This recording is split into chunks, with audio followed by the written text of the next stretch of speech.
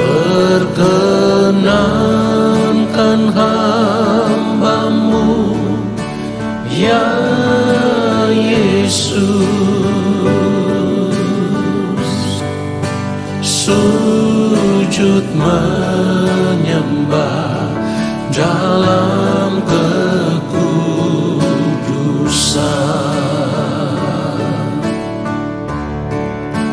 Kau ku sembah, Kau ku sembah, bersama para malaikat ku sujud menyembah.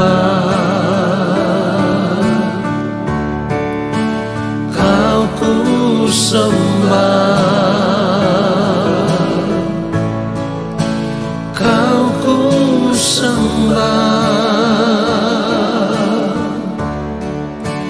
bersama para malaikat ku sujud menyembah. Kau ku sembah, Kau ku sembah, bersama para malaikat ku sujud menyembah. Kau ku sembah, Kau ku sembah, bersama para malaikat ku sujud menyembah. Bersama para malaikat ku sujud menyembah. Sujud menyembah.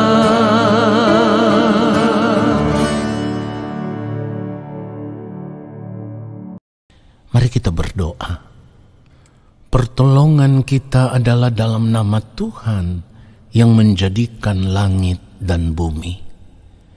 Yang Maha Kudus, Allah Bapa yang ada di dalam kerajaan sorga. Saat ini kami mau duduk diam di kaki-Mu dan kami mau menanti-nantikan Bapa berbicara bagi kami, menyampaikan isi hati Bapa kepada kami. Dan biarlah Roh Kudus Tuhan mengurapi kami, memberikan kepada kami hikmat pengertian, supaya ketika kami mendengarkan kebenaran firman Tuhan ini, kami boleh mengerti dan kami mau mengenakan firman itu di dalam kehidupan kami dari hari lepas hari. Hidup sesuai dengan apa yang Bapa kehendaki, seturut dengan firman-Mu. Di dalam nama Tuhan Yesus Kristus, kami siapkan hati kami untuk menerima kebenaran firman Tuhan saat ini. Amin. Saudara yang dikasihi oleh Tuhan Yesus Kristus, kita akan membaca kebenaran firman Tuhan. 1 Korintus pasal yang ke-10, kita akan membaca ayatnya yang ke-31. Aku menjawab, jika engkau makan atau jika engkau minum atau jika engkau melakukan sesuatu yang lain, lakukanlah semuanya itu untuk kemuliaan Allah. Saudara yang dikasihi oleh Tuhan Yesus Kristus, dari kebenaran firman Tuhan yang kita baca ini, seharusnya kita bisa mengerti bahwa sebagai orang percaya yang berada di dalam Kristus, segenap hidup kita ini telah menjadi milik Tuhan. Seutuhnya, sepenuhnya hidup kita ini adalah milik Tuhan. Saudaraku, kalau kita sudah mengerti bahwa segenap hidup kita ini adalah milik Tuhan, itu artinya hidup kita ini tidak boleh lagi kita pakai untuk menikmati segala sesuatu yang tidak sesuai dengan kehendak Tuhan. Sekalipun apa yang bisa kita nikmati itu, ya saudaraku, kita anggap itu bisa memberikan kebahagiaan bagi kita, itu bisa menyenangkan hati kita, itu bisa menyukakan hati kita, atau kita anggap itu bisa memuaskan jiwa kita.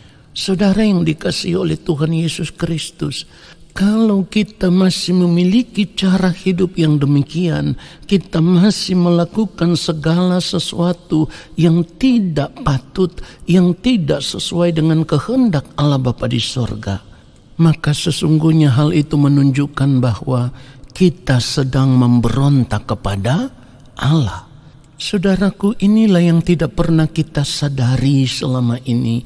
Kita harus jujur, ya. Kita harus jujur memeriksa segenap kehidupan kita, memeriksa hati kita. Jangan sampai hati kita ini terus dipenuhi dengan keinginan-keinginan yang tidak sesuai dengan kehendak Allah Bapa di sorga. Itulah kenapa firman Tuhan menasihatkan kita tadi, jika engkau makan atau jika engkau minum atau jika engkau melakukan sesuatu yang lain, lakukanlah semuanya itu untuk kemuliaan Allah.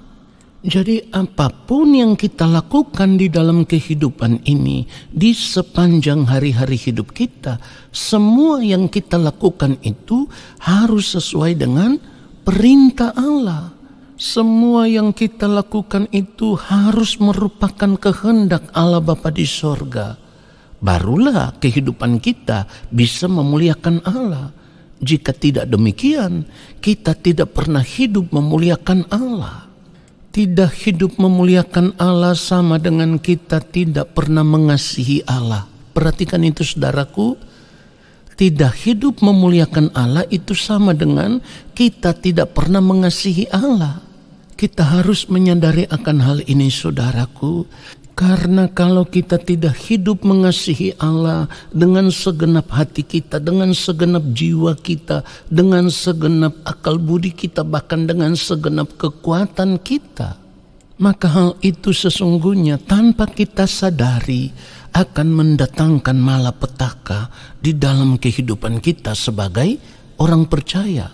Mungkin kita akan melihat semuanya baik-baik saja saat ini, tetapi ingat baik, firman Tuhan katakan dengan tegas saudaraku, kalau kita tidak mengasihi Tuhan, kita menjadi orang yang terkutuk. Ya, kalau kita memperhatikan 1 Korintus 16 ayat 22, saya harap saudara memperhatikan kebenaran firman Tuhan ini supaya kita mau mengenakannya di dalam kehidupan kita. 1 Korintus 16 ayat 22, siapa yang tidak mengasihi Tuhan, terkutuklah ia. Maranatha. Saudaraku, kebenaran firman Tuhan ini harus menyadarkan kita. Kebenaran firman Tuhan ini harus membuat kita benar-benar memiliki kegentaran di hadapan Tuhan. Lalu kita mau memeriksa seluruh hidup kita. Apakah selama ini kita sudah benar-benar mengasihi Tuhan atau belum? Selama ini kita hidup sebagai orang percaya, yang kita harapkan adalah ketika kita percaya kepada Yesus, berada di dalam Kristus Yesus, kita mau supaya Tuhan memberkati kita dengan berkat-berkat yang melimpah, supaya kita bisa menikmati kesenangan hidup dunia ini. Saudara, ini kekristenan yang salah. Kita harus menyadari akan hal ini. Hidup kekristenan yang benar adalah apapun yang kita lakukan, semuanya itu harus memuliakan Allah. Jadi kalau kita lakukan segala sesuatu itu tidak memuliakan Allah, hal itu sama dengan kita memberontak kepada Allah, dan itu juga berarti kita tidak mengasihi Allah. Inilah yang saya katakan tadi. Kalau kita memiliki cara hidup yang demikian, hal itu akan mendatangkan malapetaka atas kehidupan kita. Mungkin saat ini kita menganggap semua baik-baik saja, tetapi ingat, di balik kematian nanti kita masih harus mempertanggungjawabkan segala sesuatu yang sudah kita perbuat di dunia ini. Sebab firman Tuhan katakan, kita semua akan menghadap takhta pengadilan Kristus. Inilah yang harus kita sadari. Lalu kita mau merubah diri, saudaraku. Saudara yang dikasihi oleh Tuhan Yesus Kristus, dengar apa yang akan saya katakan. Kehidupan yang terindah itu bukan karena kita bisa menikmati dunia ini selama 70 tahun.